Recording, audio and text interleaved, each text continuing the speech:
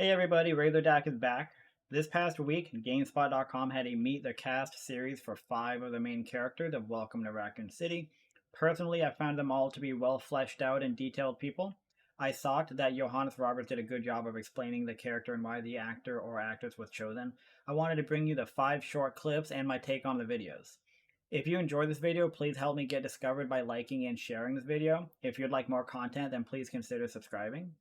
I'll play the clip and then I'll talk about the character. First, we'll start with Claire Redfield, so let's roll the tape. This whole town's been poisoned. In our story, Claire Redfield is a runaway from Raccoon City. She's run away because she feels something was very wrong there. Now she's coming back to tell her brother some very important information. Why are you back here, Claire? Watch this. You gotta help us, Claire. Umbrella, we had a little incident. People are getting sick. We have to contain this. Claire is a rounded character. She has her own journey. She isn't just there to shoot guns.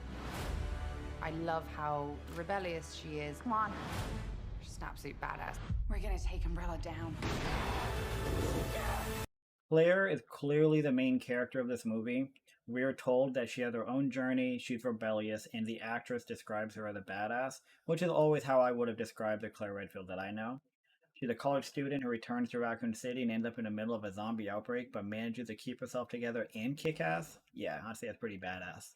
Next, we have her brother, Chris Redfield. Chris Redfield is a small town hero. Right here! And now he's part of the Raccoon City police force. Umbrella Corporation has a virus, and the virus infects Raccoon City. If we don't contain this, it could threaten the whole world. Chris has to become more than just a small town hero. He has to become this action hero. What's really cool about our movie is that it is very much an adaptation of the games. We gotta get out of here. It's like I'm living in the video game, and it's really, really exciting. Get behind me!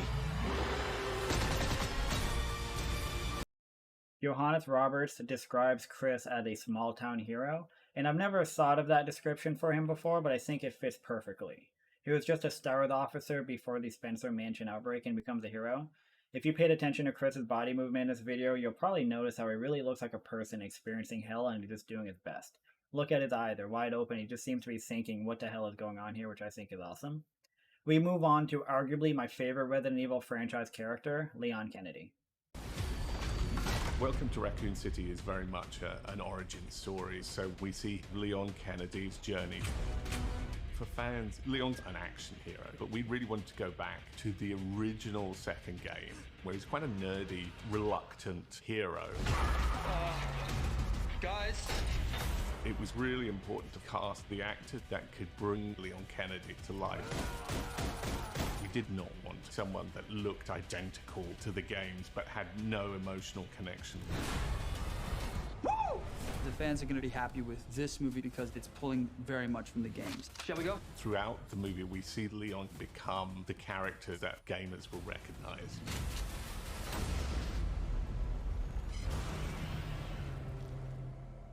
A rocket launcher? Found it in first class.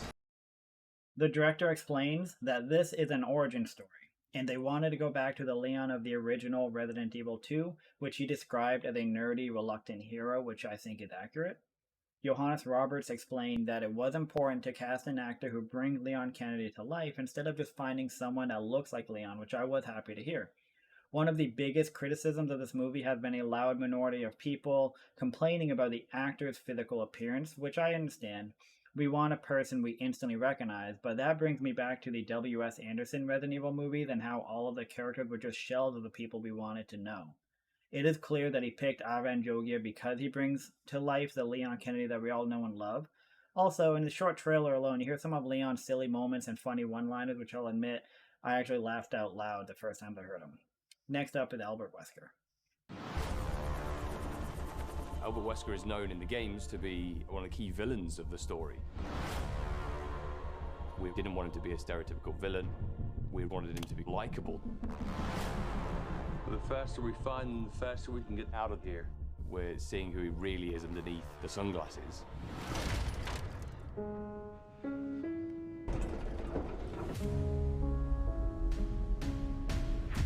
an origin story that brings that version of Wesker.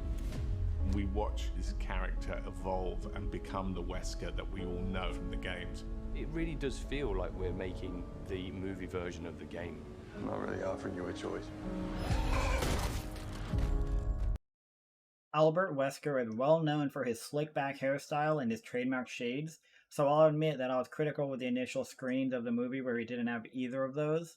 Tom Hopper does explain that they didn't want Wesker to be a stereotypical villain, and instead they wanted him to be likable, and says you really get to see who's underneath the sunglasses, which was a reference I love to hear because it made me feel they knew that fans were a little disappointed in that, and they wanted to make it known they were aware, and who knows, maybe he'll be wearing them at the end of this movie. Another loud criticism I've heard, and a criticism I've had myself, was how it almost seemed like Wesker wasn't the Wesker we saw. Almost like they were changing him to be a good guy, which would have ruined the movie immediately. Yet Johannes Roberts goes on and says we watch him evolve and become the Wesker we all know from the games, and even in this small snippet of video it is clear that he goes through that transformation right before our eyes, and I'm ready for it. Last but certainly not least, we have Jill Valentine. I love horror films. I always go, if this really happened, how would I survive? Where are they? For Jill. It's guns. Really? What? Someone should confiscate that. Jill is a little bit crazy. What would the worst way to die be? You're a freak, Valentine.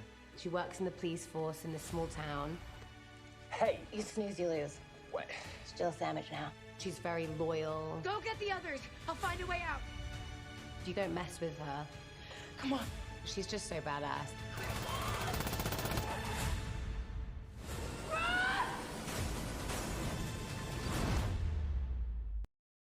Jill's role was almost overwhelmingly criticized by a lot of people in my comments and everywhere that I looked. A big criticism again was her appearance, which I'll agree she doesn't look quite like the Jill that we all know, but the actress certainly appears to play her well. She is described as a little bit crazy, and she even sneaks in the Jill Sandwich reference and just kills me. You see in the clip that she takes control, and Hannah John Kamen said that Jill is so badass, and that certainly appears to be the Jill that I know. I wish we got to see more of the rest of the cast, but maybe we will before the November 24th theater release. Regardless, I will say I'm extremely excited. It looks to me that Johannes Roberts put a lot of thought into who he selected for these roles. I feel that if your only concern was in the physical appearance of these actors or actresses, then your mind should be a little bit at ease. I think they look amazing, and I know I say this every time, but I'm even more excited than I was before. But how do you feel now? Have your thoughts or feelings toward the movie changed? Please let me know in the comments below. If you enjoyed this video, then please help me get discovered by liking and sharing this video. If you'd like more content, then please consider subscribing. I will be releasing another Easter egg video soon, going over any Easter eggs or anything of interest from these clips. I hope you check back in to see those. Please check out my other 2 Welcome to Raccoon City Easter egg videos, which I will have at the end. And once again, thank you for watching.